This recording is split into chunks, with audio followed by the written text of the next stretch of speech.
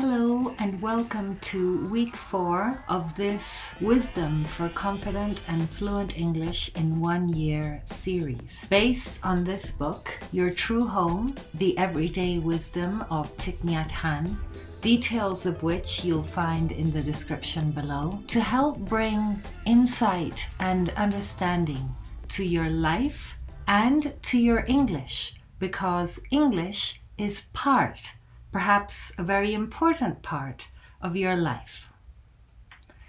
You know, confidence isn't something you can buy or fake. Confidence is born from understanding. Understanding brings true confidence to whatever we do. It's the result of paying attention, being there, cultivating focus and concentration, while lightening our heart and smiling to ourselves, even to our own difficulties. So are you ready for week 4? Let's get started. If you haven't done so yet, click the subscribe button and invite the bell to be notified every time I upload a new video to bring awareness and depth to your English language acquisition and use. And if we haven't met yet, my name is Tanya Meyer. I'm an English as a foreign language teacher to adults, specializing in mindfulness practices to help bring clarity, understanding, and joy into our lives. And it is from here, from a place of calm and spaciousness, that we can truly transform our English skills. So let's dive straight in. Remember that we're reading these texts together twice, and that the intention is to read them out loud so that you can exercise your English face, your English mouth, your English tongue, your English vocal cords, instead of just your mind, your thoughts. Because many times we listen to somebody and we think, oh yeah, I can do that. And then when we try and do it, it's like, boom, we have a whole bunch of marbles in our mouth. So go ahead and read along out loud. 4. Ambassador of the Cosmos. When I hold a piece of bread, I look at it, and sometimes I smile at it. The piece of bread is an ambassador of the cosmos, offering nourishment and support. Looking deeply into the piece of bread, I see the sunshine, the clouds, the great earth. Without the sunshine, no wheat can grow. Without the clouds, there is no rain for the wheat to grow. Without the green earth, nothing can grow. That is why the piece of bread that I hold in my hand is a wonder of life. It is there for all of us. We have to be there for it. Shall we try that again? Here we go. 4. Ambassador of the Cosmos. When I hold a piece of bread, I look at it, and sometimes I smile at it. The piece of bread is an ambassador of the cosmos, offering nourishment and support. Looking deeply into the piece of bread, I see the sunshine, the clouds, the great earth. Without the sunshine, no wheat can grow. Without the clouds, there is no rain for the wheat to grow. Without the great earth, nothing can grow. That is why the piece of bread that I hold in my hand is a wonder of life. It is there for all of us. We have to be there for it. Now, before I share my reflections on this text, you might want to pause the video and write a few ideas of your own and share them in the comment box below. What is your understanding of this week's text? Okay, so here's my 2 cents. Notice that I say, here's my 2 cents, instead of here are my 2 cents. So technically, it's incorrect to say, here's my, and then something plural, like cents. But it's just easier to say, here's my something, or here's something, than here are. And so it's just acceptable to say, here's my, or here's, and then a plural noun. So here's my 2 cents. This text reminds me a lot of a video I posted recently on the topic of food in the context of the UN's 17 Sustainable Development Goals. I'll leave a link for you to watch it later, right here. So one of the fundamental principles here is the interconnectedness of all things. The fact that we all are. In fact, I also created another video on the environment that has a lot of vocabulary, especially if you're studying to take an exam like IELTS, or you'd like to be able to talk about the environment confidently, then I'll leave a link for you to watch that video here. But this question of interrelatedness or interconnectedness, or another way of referring to it, is to call it the concept of emptiness. Now, many people are confused, including myself, with this concept of emptiness. What is emptiness? I mean, is emptiness nothing? And the answer is, well, the short answer is no, emptiness is not nothing. Emptiness refers to emptiness of self. In other words, that nothing can be by itself. Everything is connected to everything else. There are Zen masters who explain this a lot better than I can ever attempt. But what it reminds me of is a song that we used to sing when I first started practicing mindfulness meditation. I was living in the UK. And I'd go to the Buddhist center, and sometimes we would sing these songs. And one of them was the Heart Sutra. You can look for this song and listen to it. It's quite a powerful song. It cuts through everything really and goes straight to the heart of the matter. And so I remember singing it, and while we were singing it together, I remember understanding. But then after the song had finished, it was like, wait, how was it again? So I'm going to sing a little part of the song for you now. Please don't judge me. I'm not a singer, but it's just for you to listen to the lyrics. It's called the Heart Sutra, and it goes something like this.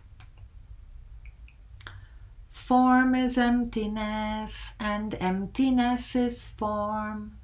Form is not other than emptiness. Emptiness is not other than form.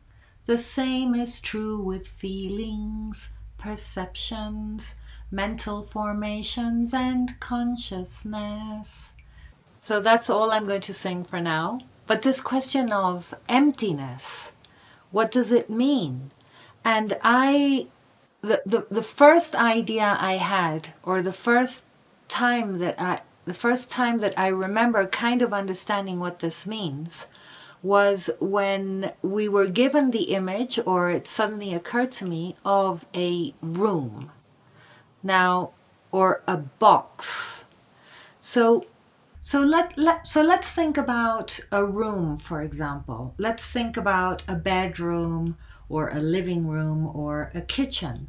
We recognize a bedroom because it has, or at least here in the Western world, a bedroom has a bed, perhaps a night table and a lamp, or something like that. A kitchen has a sink and a bar, perhaps a cooker and a fridge.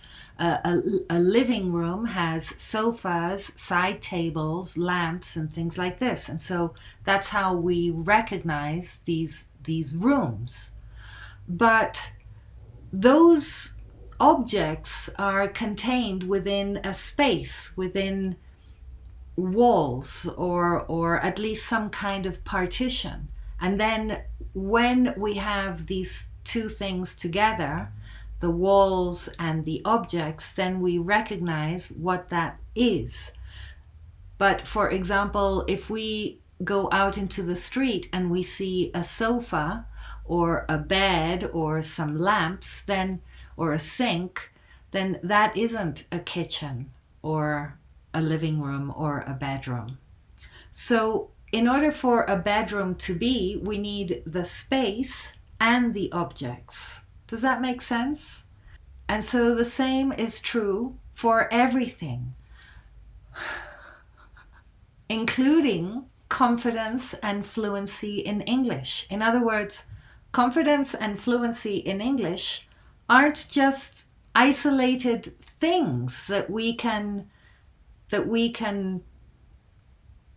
possess. They are the result of a series of interconnections.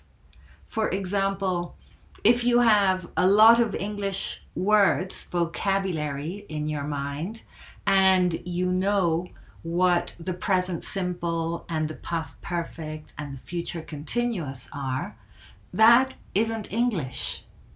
Because English is emptiness and form. It's an idea and the expression of the idea. So let me put it this way. To what extent are you able to express your ideas, make friends, write emails or letters in your own language? Focusing on clarity and understanding, while at the same time listening to and reading English often, like right now, you're listening to and reading English by following this video, are the elements that put together create the conditions for English to potentially manifest in you. I say it like this because in my cupboard right now, in my larder or pantry, I have flour and yeast and water and all the ingredients I would need to make bread, but I don't have bread because I haven't put those elements together. You see? And so the flour and the yeast and the water, they have their origins and they don't come out of nowhere. It's not that their origin is the supermarket where I bought them, you know. So it's the same with anything really. If I'm trying to learn how to play a musical instrument, for example, I might know all the notes. I might know how to produce the notes in my instrument, but that won't be enough for me to be able to say that I play the instrument. In order to be able to play the instrument, I need to focus and concentrate and produce the different sounds and also include the rhythm and the beat of the music. And all of these elements need to come together for me to be able to produce something beautiful with a musical instrument. And so it's similar with language. Yes, we need vocabulary. Yes, we need grammar, but we also need to sit with it and bring these elements together to produce the possibility of expressing an idea. One other idea that comes to mind is a film called Like Water for Chocolate. It's a Mexican film that came out some decades ago. And there was a scene in the film where the protagonist is preparing something in the kitchen with lots of ingredients, but she's very sad. And so even though she's going through the recipe to the letter, she's following the recipe and she's using the correct amounts of each ingredient and she's mixing everything in the correct way. Her sadness, her tears are poured into the action of preparing this meal. And then later, when the guests are offered this dish, they too become extremely sad. And so there's this scene where everybody in this big dinner party is crying uncontrollably, because that element of sadness was introduced into the preparation of the food. So bringing the opposite, bringing joy and lightheartedness to your English, will also produce joyful and lighthearted language. And that is how you will feel when you interact in English, when you use it for whatever purpose. And of course, that's a much more pleasant place from which to engage with the improvement of your own skills. And if you're looking for support with that, do check out the links in the description box about my program.